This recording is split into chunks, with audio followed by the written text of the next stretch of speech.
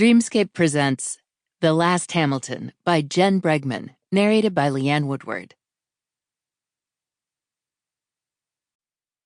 Prologue. She knows it's there. She runs, skirting the barren bushes, weaving her way to the cellar door of the Grange.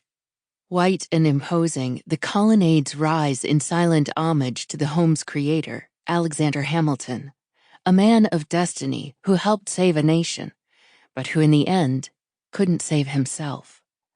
The window she had left unlocked earlier in the day opens easily and without a sound. She climbs through the cellar window and into the basement, cringing at the thought the alarm could still be on. She pauses. Nothing. Feeling for the banister, she creeps carefully up the stairs and into the parlor where the piano sits dark and somber. The original instrument owned by Alexander Hamilton, played with joy for many years by the Hamilton family, then with anguish by Alexander's daughter Angelica after the death of her brother, only to be left unused for over 200 years. Alexander, suffering the agony of watching his daughter play day after Philip's death, and sinking deeper into grief and despair from which there was no return. She opens the lid, heavy and old. The hinges crackle and complain as they come into service.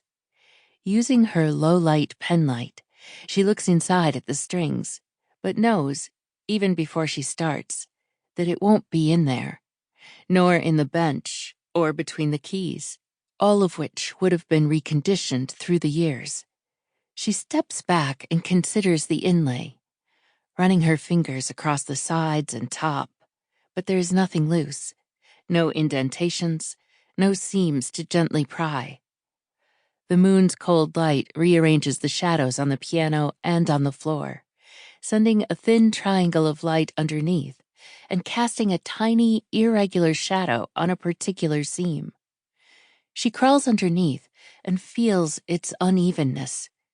Ever so slightly misjoined, it seems to soften at her touch. As she pushes harder, the pressure opens a slight space in the seam, just large enough for a fingernail. She gently pulls at it, and a drawer about the size of a matchbox slides open.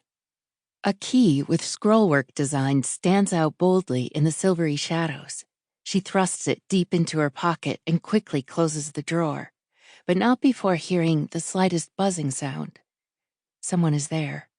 She turns slowly, raising her penlight as her only defense. Sample complete. Ready to continue?